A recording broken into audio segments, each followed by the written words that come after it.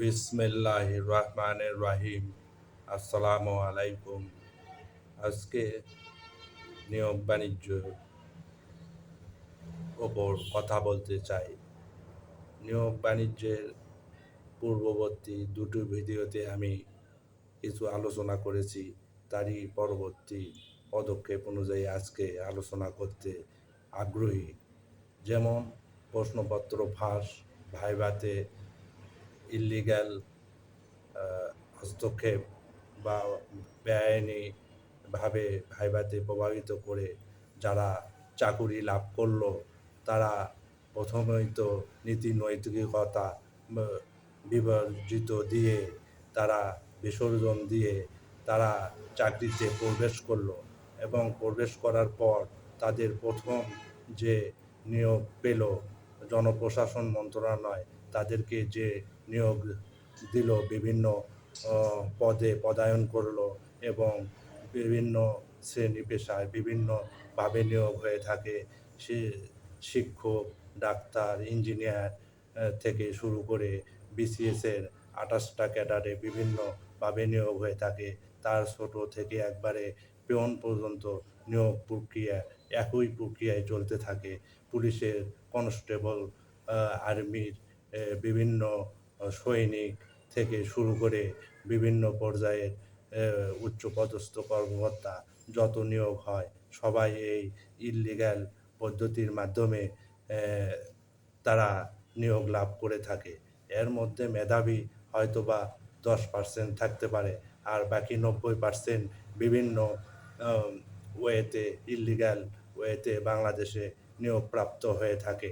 এই নিয়োগের ক্ষেত্রে যারা নিয়োগপ্রাপ্ত হইল তারা নীতি নৈতিকতা বিসর্জন দিয়ে নিয়োগ পেল, তখন তাদের মাথায় একটাই জিনিস ঘুরপাক খায় যে এত টাকা খরচ করে আমি চাকরিটা সংগ্রহ করলাম, সেই চাকরি আমাকে যেভাবে হোক এখান থেকে অবৈধ উপায়ে বা দুর্নীতির মাধ্যমে টাকা ইনকাম করতে হবে।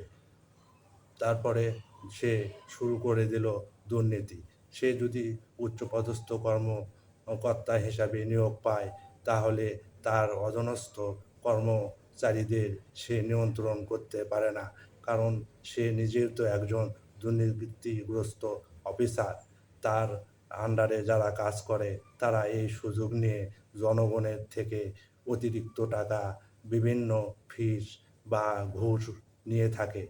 এই নীতি নৈতিকতা বিবর্জিত মানুষগুলা আস্তে আস্তে বড় অফিসারকে ঘুষ দিয়ে তাদের মুখ বন্ধ রাখে এবং তাদের সঠিক কর্ম করে না।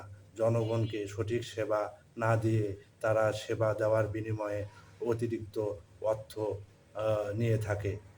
বেতন ভাতার বাইরে তারা ঘুষ দুর্নীতির মাধ্যমে অর্থ উপার্জন করে থাকে।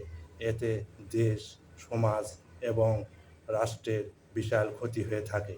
ধরুন, একজন ইনকাম ট্যাক্স কর্মকর্তা যদি ঘুষ নিয়ে থাকে, তাহলে সে কিন্তু যাদের সঠিক ইনকাম অনুযায়ী ট্যাক্স আসবে, তারা সেখানে ফাঁকি দিয়ে অল্প টাকা ট্যাক্স দেখিয়ে তাদেরকে ছেড়ে দেবে এবং পুলিশ প্রশাসন থেকে শুরু করে সবাই অন্যায়ভাবে মানুষের টাকা বা মানুষকে আসামিকে গ্রেপ্তার করে টাকার বিনিময়ে ছেড়ে দেবে।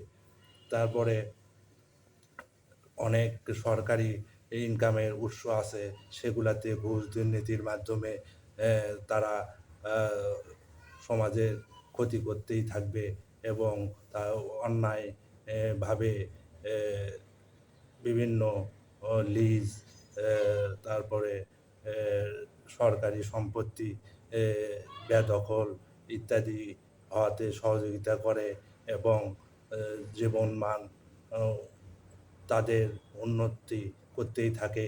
এতে জনগণের পকেট শূন্য হয়ে যায়, জনগণ সেবার বিনিময়ে ঘুষ দিতে হয়।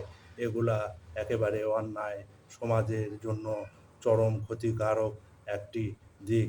তাই এইসব অন্যায়ভাবে নিয়োগ নেওয়া থেকে আপনারা বিরত থাকুন এবং সমাজকে একটি দুর্নীতিমুক্ত সমাজ গঠন করার ক্ষেত্রে প্রকৃত মেধাবী এবং সৎ যোগ্য লোকদেরকে নিয়োগ পাক, এটাই দেশবাসীর কাম্য। এমনকি এমনও দেখা গেছে বিসিএস বিসিএসে প্রথম হয়েছে এমন একজন কর্মকর্তা যে পরবর্তীতে হাজার কোটি টাকা দুর্নীতির মাধ্যমে ইনকাম করেছে। তাহলে সে এত শিক্ষিত, এত গুণবান একজন ব্যক্তি কিভাবে দুর্নীতির মধ্যে জড়িয়ে গেল? তার কি নীতি নৈতিকতা নেই? এগুলা আমাদের ভাবতে হবে। নীতি নৈতিকতা ছাড়া সমাজের জন্য তারা কাজ করলেও সমাজের প্রকৃত কোনো উন্নয়ন সাধিত হবে না। এটা সবাইকে ভাবতে হবে। নিয়োগ প্রক্রিয়া থেকে সব কিছু যত প্রকার দুর্নীতি অন্যায় আছে সেগুলা আগে স্বচ্ছতা নিয়ে আসতে হবে। স্বচ্ছতা আনার পরেই তারপরে না হয় আস্তে আস্তে দুর্নীতি থেকে দেশ বেরিয়ে আসতে পারবে। দুর্নীতিমুক্ত বাংলাদেশ সবারই কাম্য। অ্যান্টি করাপশন কমিশন, দুর্নীতি দমন কমিশন দুর্নীতির বিরুদ্ধে সেরকম পদক্ষেপ নিতে পারে না। তাদেরকেও সরকার হাত পা বেঁধে রেখেছে।